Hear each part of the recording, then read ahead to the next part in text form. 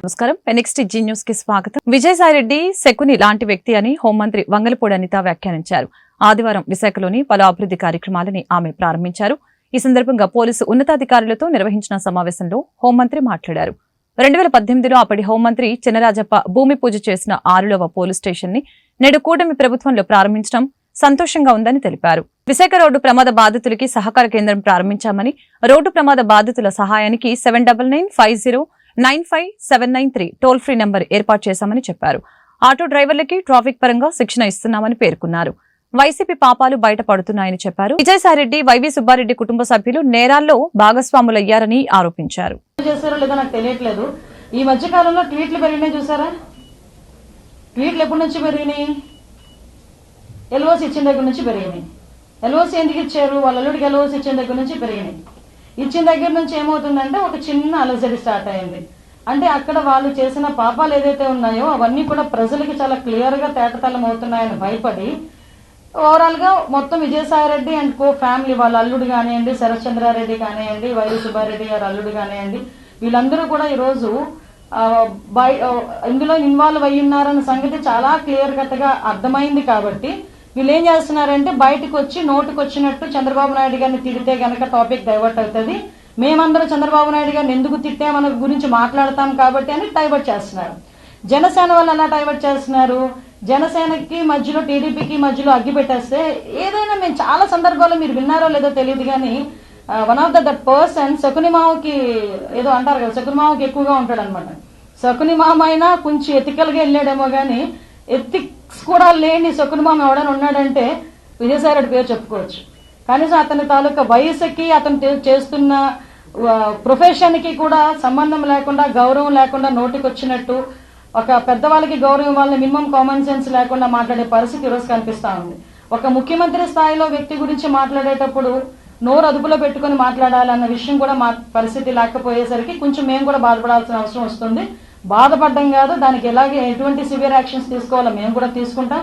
కాకపోతే ఇక్కడ మీ అందరికీ కూడా తెలుసు, సుమారుగా 6,000 కోట్ల రూపాయలున్న ఆస్తుల్ని కేవలం 590 కోట్ల రూపాయలకి భయపెట్టి పిలిపించుకొని, అంటే అది ఎలాగా ఆర్గనైజ్డ్ క్రైమ్ జరుగుతుంది అంటే ఇప్పుడు ఎవరైతే జిఎంఆర్ గ్రూప్ గానీ, కేవీ రావు గారి గ్రూప్ గానీ ఏదైతే ఉందో వాళ్ళకి సంబంధించిన ఆడిటింగ్ రిపోర్ట్స్ ను కూడా ఇంకొక ఎక్స్పర్సన్ చేస్తాడు.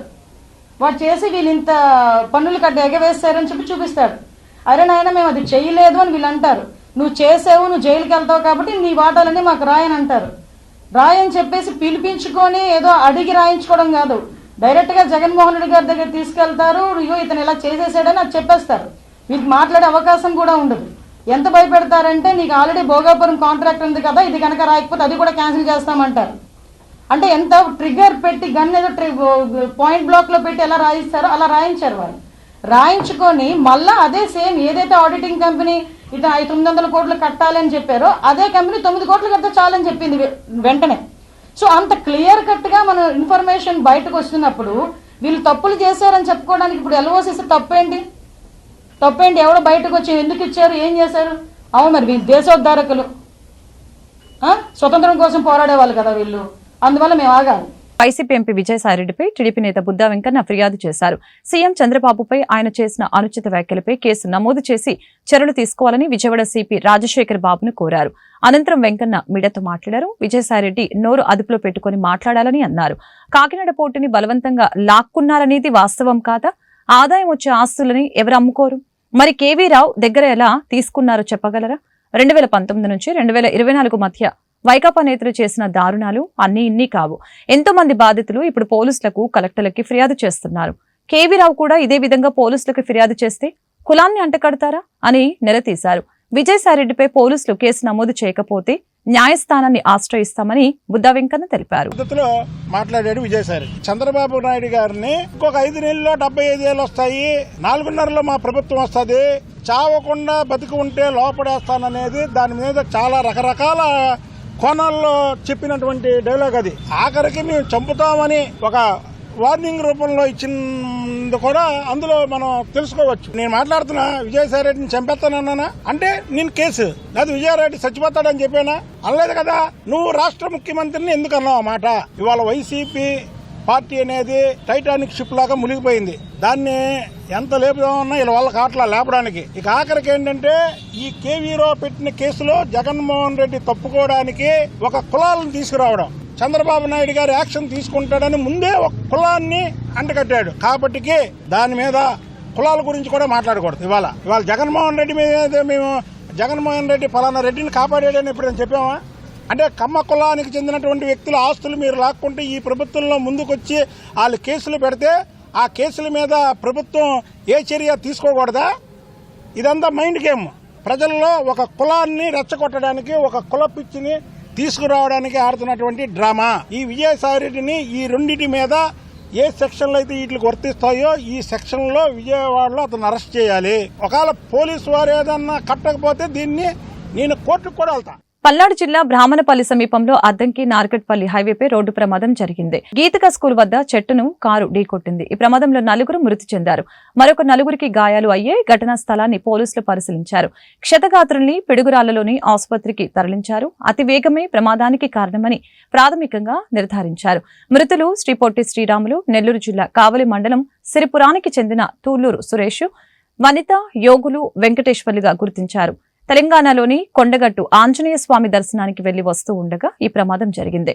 కొత్త కారుకి పూజలు చేయించుకునేందుకు వీరంతా కొండగట్టుకు వెళ్లారు. నారా లోకేష్ ఆధ్వర్యంలో వైఎస్ జగన్ ఫోటోలని మార్ఫింగ్ చేశారని మాజీ మంత్రి అంబటి రాంబాబు ఆరోపించారు.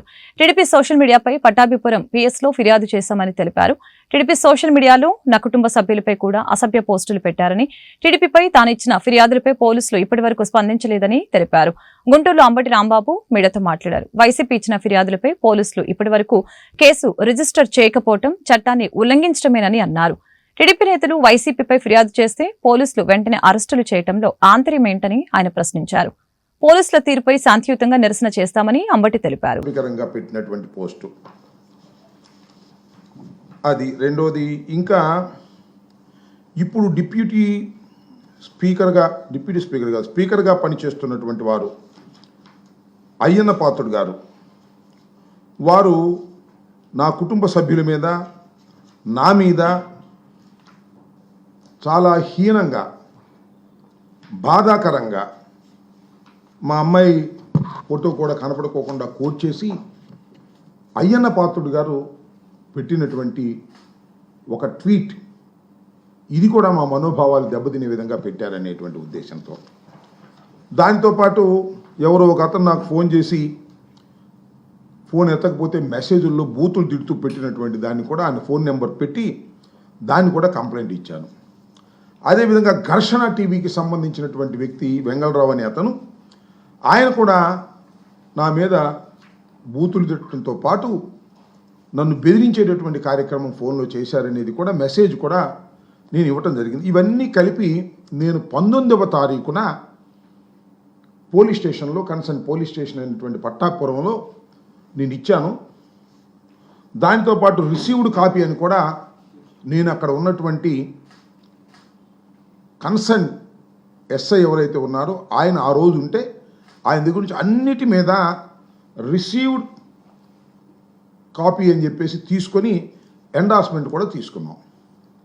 దాని తరువాత అంతకుముందు నా వెనుక ఉన్నటువంటి, ఈ పక్కన ఉన్నటువంటి అంగడి సీన్ కానివ్వండి, లేదా ప్రేమ్ కానివ్వండి, మహబూబ్ కానివ్వండి, రవి కానివ్వండి, నీ పేరు రమ్య కానివ్వండి, వీళ్ళందరూ కూడా తమ తమ పోలీస్ స్టేషన్స్లో వెళ్ళి వాళ్ళు కూడా మా నాయకుడైనటువంటి జగన్మోహన్ రెడ్డి గారి మీద ఈ విధంగా పోస్టులు పెట్టారు, దీని మీద యాక్షన్ తీసుకోమని వారు కూడా కంప్లైంట్స్ వరుసని ఇచ్చారు. ఆ కంప్లైంట్స్కి సంబంధించి కంప్లైంట్ ముట్టిన విధంగా కూడా పోలీస్ స్టేషన్లో రసీదులు కూడా తీసుకున్నారు. ఇది మొదటి దశ. వీళ్ళు 17 తారీఖున 18 తారీఖున కొందరు ఇచ్చారు. ప్రత్యేక హోదా ఉద్యమం ఆగలేదని ప్రత్యేక హోదా విభజన హామీల సాధన సమితి రాష్ట్ర అధ్యక్షులు చలసాని శ్రీనివాసు స్పష్టం చేశారు. ఈ విషయంలో కూటమి ప్రభుత్వానికి కొంత సమయం ఇచ్చామని చెప్పుకొచ్చారు. గుంటూరు మల్లేలింగం భవన్లో ఆదివారం ఏర్పాటు చేసిన మీడియా సమావేశంలో ఆయన మాట్లాడారు. ప్రత్యేక హోదా భావితరాల భవిష్యత్తు అని, దీనిపై ఎట్టి పరిస్థితుల్లో రాజీ పడే ప్రసక్తే లేదని తేల్చి చెప్పారు. ఉత్తరాంధ్ర రాయలసీమకి ప్రత్యేక ప్యాకేజీ కింద కేంద్రం ₹1 కూడా నిధులు ఇవ్వలేదని ఆగ్రహం వ్యక్తం చేశారు. రాజధాని నిర్మాణానికి ఇస్తామన్న నిధులు కేంద్ర సహాయమా లేక అప్పు అన్న విషయంపై స్పష్టత లేకపోవడం విచారకరమని చెప్పారు. ప్రత్యేక హోదా ముగిసిన అధ్యాయం అనేవారు రాష్ట్ర ద్రోహుల కిందే లెక్కని అన్నారు. రాష్ట్రానికి ప్రత్యేక హోదా, విభజన హామీలు సాధించేంత వరకు తమ పోరాటం కొనసాగుతుందని అన్నారు. ముఖ్యమైన పరిస్థితుల్లో ఆంధ్రప్రదేశ్ రాష్ట్రం ఉంది. సోదరులు అజయ్ గారు చెప్పారు, ప్రత్యక్ష కార్యాచరణకు ఎందుకు రావట్లేదు మీరు అంట కొంతమంది అడుగుతున్న నేపథ్యంలో మన విశాఖపట్నం కానీ శ్రీకాకుళం కానీ సమావేశాలని వాళ్ళ గుంటూరు అందుకు విజయవాడ కూడా పెట్టడం జరిగింది, అనంతపురంలో కూడా పెట్టబోతున్నాం. ఓట్ల మీద రావడానికి కొత్త ప్రభుత్వం 164 సీట్లలో వచ్చినప్పుడు డెఫినెట్గా కొంత సమయం ఇవ్వాలి. ఎందుకంటే అనేక ఇబ్బందులు ఉంది ఆంధ్రప్రదేశ్ రాష్ట్రం. అంతే తప్ప కొంతమంది ఏదో మాట్లాడుతూ ఉన్నారు, ఈ రాష్ట్ర ప్రభుత్వాన్ని రోడ్డు మీదకి వచ్చి మీరు నిర్ణయించలేదని మాట్లాడుతూ ఉన్నారు. అమరావతిని తిరిగి సర్దుకుంటానికి సమయం పడుతుంది. అమరావతిలో జరిగే విధ్వంసాన్ని తిరిగి సర్దుకునే సమయం పడుతుంది. మిగతా ఒక్కొక్కటి సరి చేసుకునే సమయం పడుతుంది. అందుకని ఆపుతున్నాం తప్ప ప్రత్యక్ష నేనేదో ఉద్యమాన్ని ఆపలేదు, కానీ ప్రత్యక్షంగా రోడ్డు మీద రావడం కానీ దీనికని అంతే తప్ప ఆంధ్రప్రదేశ్కి భావితరాలకు అవసరమైన హోదా కానీ విభజన హామీలు కానీ రాయితీలు కానీ దీంట్లో కాంప్రమైజ్ లేదు. కుమ్ముక్కయ్యే దిక్కుమాలి రాజకీయ నాయకుల్లా మిగతా వాళ్ళ ఉద్యమకారులు ఎవరు లేము, సమయం మాత్రమే. ఆ తర్వాత ఏందనేది కాలం నిర్ణయిస్తుంది.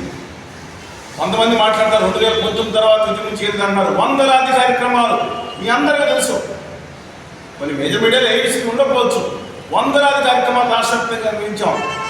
ఢిల్లీలో కూడా ఈ సంవత్సరంలో మొదట్లోనే వందలాది మంది నిర్వహిస్తే ఒక అక్షరం కూడా రాలేదో దేశానికి ఎందుకో నాకు తెలియదు. ఆ వైఎస్ఆర్ తెలంగాణ పార్టీ మాజీ అధ్యక్షురాలు తమ తండ్రి ఆస్తుల కోసం విరోచితంగా పోరాటం చేస్తున్నారని చెప్పబడుతుంది. ఇవాళ రాష్ట్రంలోకి వచ్చి ఇటు చంద్రబాబు నాయుడు గారిని అటు మిగతా వాళ్ళని జగన్మోహన్ రెడ్డి గారిని అందరినీ విమర్శిస్తున్నారని చెప్తున్నాయి. గౌరవనీయురాలు శ్రీమతి షర్మిల గారు కూడా ఒకటే విజ్ఞప్తి చేస్తున్నాం, ఆస్తుల మీద దృష్టి కంటే దీని మీద కూడా దృష్టి పెట్టుబడి మేము గౌరవంగా విజ్ఞప్తి చేస్తున్నాం. 22వ నేషనల్ ఓపెన్ కరాటే ఛాంపియన్షిప్ 2024 పోటీలు ఆదివారం గుంటూరు ఎన్టీఆర్ మున్సిపల్ ఇండోర్ స్టేడియంలో ఘనంగా ప్రారంభమయ్యాయి. ఈ పోటీలను టీడీపీ సీనియర్ నాయకులు దామచర్ల శ్రీనివాసరావు, కనపర్తి శ్రీనివాసరావు ప్రారంభించారు. అన్ని రాష్ట్రాలకు చెందిన కరాటే క్రీడాకారులు ఈ పోటీలో పాల్గొన్నారు. ఈ మేరకు Damacharla Srinivasarao, black belt chief coach Suresh మాట్లాడారు. పోటీల ద్వారా క్రీడా నైపుణ్యం వెలుగులోకి వస్తుందని అన్నారు. కరాటే నేర్చుకుంటే రక్షణ కవచంగా ఉంటుందని చెప్పారు. ఇండియా గవర్నమెంట్ కరాటీని ఒక క్రీడగా గుర్తించాలని అన్నారు. ఈ పోటీల్లో విజేతలకి కేంద్ర సహాయ మంత్రి పెమ్మసాని చంద్రశేఖర్ చేతుల మీదుగా బహుమతులు ప్రదానం చేస్తున్నామని తెలిపారు.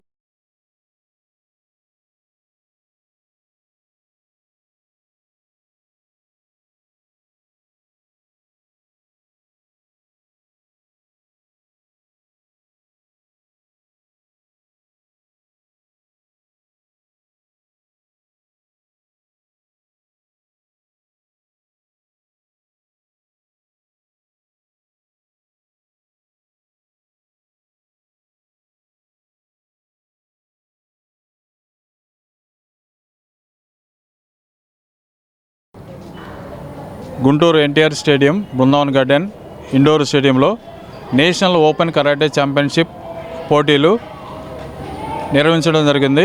ఈ యొక్క పోటీలకి DSR sir, state TDP general secretary Kanaparthi Srinivasarao గారు ఈ యొక్క ప్రారంభమవటం అనేది జరుగుతుంది. ఇదే రోజు ఈవినింగ్ ఫ్రైడ్ డిస్ట్రిబ్యూషన్ అనేది జరుగుతుంది. ఈ యొక్క ప్లేయర్స్కి అందరికీ బ్రేక్ఫాస్ట్, లంచ్, అకామిడేషన్ అన్నీ జరుగుతుంది.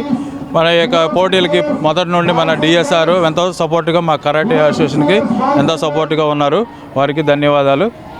అలాగనే ఈ యొక్క కరాటే వల్ల ప్రతి ఒక్క school, college, government, central government, state government అదుపులో పెట్టుకొని ఈ నేటి పరిస్థితుల్లో ప్రతి ఒక్కళ్ళకి చిన్నపిల్ల కానీ పెద్దవాళ్ళు కానీ తను ప్రొటెక్షన్ చేసుకోవడానికి ఎంతో ఉపయోగపడుతుంది. అలానే జపాన్, చైనా ఇటు గవర్నమెంట్ వాళ్ళే ఇవన్నీ ఈ యొక్క క్రీడలని వాళ్ళే ఎంకరేజ్ చేసి వాళ్ళే ఇచ్చేస్తున్నారు. ఈ క్రీడని ఒక యుద్ధ కళ అనే వాళ్ళు పూర్వకాలం. దీన్ని ప్రతి ఒక్క స్కూలు, కాలేజీ, గవర్నమెంట్, ప్రైవేట్ స్కూల్స్లో కూడా కంపల్సరీ చేయవలసిందిగా కోరుచున్నాము మన స్టేట్ గవర్నమెంట్, సెంట్రల్ గవర్నమెంట్ని ముఖ్యంగా. Thank you. ఈరోజు నేషనల్ ఓపెన్ కరాటే ఛాంపియన్షిప్ పోటీలు 2024 గుంటూరు నందమూరి తారక రామ క్రీడా ప్రాంగణంలో మరి black belt chief coach Suresh గారి ఆధ్వర్యంలో బ్రహ్మాండంగా నిర్వహించబడతా ఉన్నాయి. సుమారుగా 650 పైగా ఎంట్రీలు ఇక్కడ నమోదవడం చాలా గొప్ప విషయం. ముఖ్యంగా ఆంధ్ర రాష్ట్రం మొత్తం 26 జిల్లాల నుంచి కూడా అనేక మంది క్రీడాకారులు కరాటే పోటీల్లో బ్లాక్ బెల్ట్ కావచ్చు, వైట్ బెల్ట్ కావచ్చు, ఆంధ్ర, తెలంగాణ, కర్ణాటక, అన్ని రాష్ట్రాలు, తమిళనాడు, సౌత్ రాష్ట్రాలన్నింటి నుంచి వచ్చేసారు. కానీ ఉత్తరాంధ్ర నుంచి కూడా కొంతమంది వచ్చేసారు. బ్రహ్మాండంగా క్రీడలు నిర్వహిస్తూ ఉన్నారు. ఇటువంటి క్రీడల్ని సురేష్ గారు వాళ్ళ టీం ఆధ్వర్యంలో బ్రహ్మాండంగా నిర్వహించాలని, ఇంకా రాబోయే కాలంలో 2000 మంది పైగా ఈ యొక్క కరాటే క్రీడాకారులతోటి మంచి ఛాంపియన్షిప్ పోటీలు కూడా నిర్వహించబోతూ ఉన్నారు. ఇటువంటి పోటీల వల్ల స్నేహభావం ఏర్పడింది, అట్లానే పట్టుదల, ఒకరికొకరికి సత్సంబంధాలు ఏర్పడతాయి. దాంతోపాటుగా ఆత్మరక్షణ, ముఖ్యంగా అన్ని క్రీడల కంటే దీంట్లో ఉన్నటువంటి గొప్ప విషయం ఏంటంటే ఈ క్రీడ ఆరోగ్యం మెరుగుపరచుకోవడం, క్రమశిక్షణతో పాటుగా రక్షణ కవచంలాగా ఈ యొక్క క్రీడ ఉంటుంది. ఎక్కడికి వెళ్ళినా ధైర్యంగా వెళ్ళొచ్చు. ఈ క్రీడలో నేర్చుకున్న వాళ్ళు అందరూ కూడా ధైర్యవంతులుగా ఏ పని చేయడానికైనా ముందు నిలబడతారని తెలియజేసుకుంటూ ఇటువంటి క్రీడలని నిర్వహిస్తున్నందుకు సురేష్ గారిని ప్రత్యేకంగా సలాం నమస్తే. గుంటూరు సొసైటీ ఆధ్వర్యంలో Guntur got talent show competitions ఉత్సాహభరిత వాతావరణంలో ఆడంబరంగా కొనసాగుతూ ఉన్నాయి. ఆదివారం పొన్నూరు రోడ్లోని ఎం కన్వెన్షన్ హాల్లో కంటెస్టెంట్స్ హంగామాతో ఈ కాంపిటీషన్ సందడిగా మారింది. 10 విభాగాలలో జరిగిన పోటీలో కంటెస్టెంట్స్ తమ ప్రతిభా పాటవాలతో చెలరేగిపోయారు. ఈ సందర్భంగా సలాం నమస్తే గుంటూరు సొసైటీ వ్యవస్థాపకులు డాక్టర్ షమా సుల్తానా మాట్లాడారు. Guntur got talent show competitions గురించి వివరించారు. డిసెంబర్ 26వ తేదీన గుంటూరు వెంకటేశ్వర విజ్ఞాన మందిరంలో మెగా కల్చరల్ ఈవెంట్ ద్వారా విజేతలకి బహుమతులు ప్రదానం చేయడం జరుగుతుందని వెల్లడించారు. హలో అండి, అందరికీ సలాం నమస్తే. నేను మీ డాక్టర్ షమా సుల్తానా, హోప్ఫిన్ హాస్పిటల్ చైర్మన్తో పాటు సలాం నమస్తే గుంటూరు సొసైటీ ఫౌండర్ని అండ్ గుంటూరు గాడ్ టాలెంట్ షోకి క్రియేటర్ని. సో ఈరోజు డిసెంబర్ 8 ఆదివారం నాడు ఆడిషన్స్ 2వ విడత జరుగుతున్నాయండి. ఆడిషన్స్ ఫస్ట్ విడత వచ్చేసి డిసెంబర్ 1 నాడు జరిగాయి. అది కూడా చాలా సక్సెస్ఫుల్ జరిగింది. ఇంకా ఇవాళ కూడా 8 వరకు, సాయంత్రం 8 వరకు ఈ ఆడిషన్స్ జరుగుతాయండి. గుంటూరు ప్రజలు ముందుకొచ్చి టాలెంట్ ఉంది అంటే ఇక్కడ వచ్చి వాళ్ళు ప్రదర్శించగలరు. ఈ ఫ్లోర్ని యూజ్ చేసుకొని ముందు సెమీఫైనల్స్లో కూడా వెళ్ళగలరు. సెమీఫైనల్స్ వచ్చేసి డిసెంబర్ 15 నాడు జరుగుతాయండి. అది కూడా ఆదివారం నాడే ఇక్కడే ఎం కన్వెన్షన్ హాల్లో. కంపల్సరీగా పార్టిసిపేట్ చేయండి. సెమీఫైనల్స్లో కూడా మీ టాలెంట్ చూపించుకోవాలి అంటే వైల్డ్ కార్డ్ ఎంట్రీస్ ఉంటాయండి. మీ టాలెంట్ బాగుంది, ఇక ముందు వెళ్ళేసి ఫైనల్స్లో కూడా రాబోతాయి అని అనుకుంటే మీరు వైల్డ్ కార్డ్ ఎంట్రీ ద్వారా సెమీఫైనల్స్లో కూడా రావచ్చు. డిసెంబర్ 15 నాడు. డిసెంబర్ 22 నాడు ఫైనల్స్ ఉంటాయండి. ఆ ఫైనల్స్లో ఎవరైతే విన్ అవుతారో డిసెంబర్ 26 నాడు ఒక పెద్ద కల్చరల్ ఈవెంట్ జరగబోతుంది. డిసెంబర్ 26కి వెంకటేశ్వర విజ్ఞాన మందిరంలో. ఆ రోజు ఈవినింగ్ చాలా పెద్ద కల్చరల్ ఈవెంట్లో సెలబ్రిటీస్ ద్వారా విన్నర్స్కి ప్రజెంటేషన్స్ ఇవ్వబడతాయండి. ఏ ఇన్స్టిట్యూట్ అయితే చాలా వరకు ప్రైజెస్ గెలిచితో దానికి గుంటూరు గాడ్ టాలెంట్ ట్రాఫీ కూడా దొరికిందండి ఆ ఇన్స్టిట్యూషన్కి. So all the best, all the participants and all the best to all the Guntur people to come forward and participate in this show and thank you so much. ఇప్పటి వరకు ఎవరైతే participate చేశారో thank you. కార్యకర్తలు తెలుగుదేశం పార్టీకి బలమని party senior నాయకులు కోవెలమూడి రవీంద్ర, గుంటూరు నగర deputy mayor Sheikh సజ్జిలా తెలిపారు. Guntur నల్లచెరువులో 20వ division TDP అధ్యక్షులు టెంట్ హౌస్ బాబు జన్మదిన వేడుకలు అంగరంగ వైభవంగా జరిగాయి. ఈ సందర్భంగా పార్టీ శ్రేణులు ఏర్పాటు చేసిన బాబు బర్త్డే కేక్ ని కోవెలమూడి రవీంద్ర, షేక్ సజ్జిలా కట్ చేసి కార్యకర్తలతో ఆనందాన్ని పంచుకున్నారు. ఈ మేరకు వారు టెంట్ హౌస్ బాబుకి జన్మదిన శుభాకాంక్షలు తెలిపారు. ఆయన నిండు నూరేళ్లు ఆయురారోగ్యాలతో పాటు అష్టైశ్వర్యాలతో తులతూగాలని ఆకాంక్షించారు. రాజకీయంగా ఆయన ఉన్నతంగా ఎదగాలని అభిలాషించారు. తొలుత టెంట్ హౌస్ బాబు జన్మదినాన్ని పురస్కరించుకొని భారీ బైక్ ర్యాలీ కార్యక్రమం జరిగింది. ఈ సందర్భంగా నల్ల చెరువులో టీడీపీ నాయకులు ఏర్పాటు చేసిన బర్త్డే కేక్ ని టెంట్ హౌస్ బాబు కట్ చేశారు. అలాగనే సాయిబాబా మందిరంలో అమ్మిశెట్టి నాగేశ్వరరావు ఆధ్వర్యంలో జరిగిన ప్రత్యేక పూజల్లో బాబు పాల్గొన్నారు. ఈ కార్యక్రమంలో టీడీపీ సీనియర్ నాయకులు శ్రీరామ్ ప్రసాద్, మహమ్మద్ రఫీ, రుస్తుం బాబు, షేక్ ఆదాం షా, రబ్బానీ, మార్కెట్ బాబు, కసకుర్తి హనుమంతరావు, రహీం, చంద్రగిరి బాబు, రామరాజు తదితరులు పాల్గొన్నారు.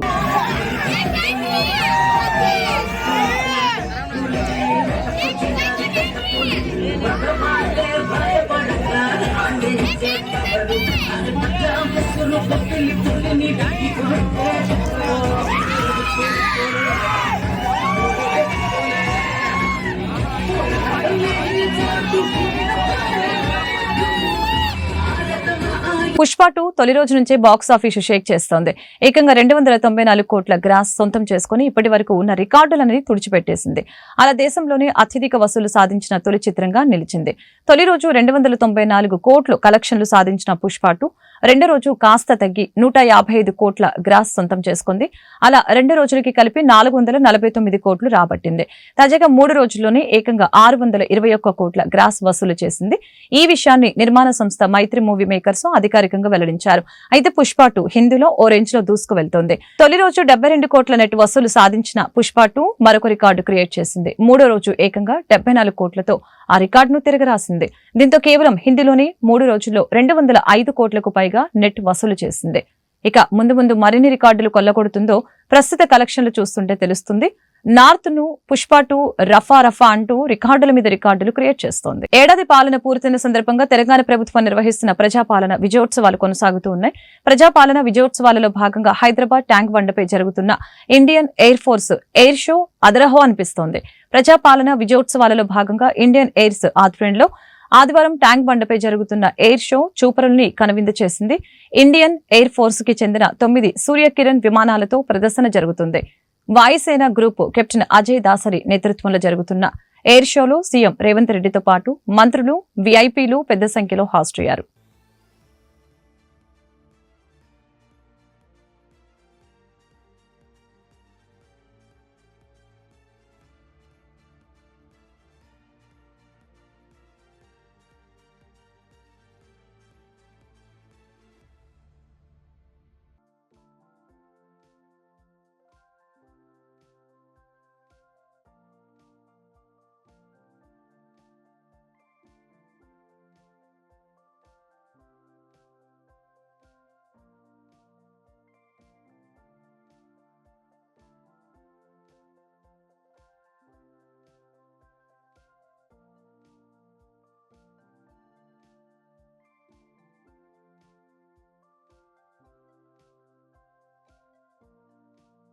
ఈ వార్తలు ఇంతతో సమాప్తం. మరొక బులెటిన్లో మళ్ళీ కలుద్దాం.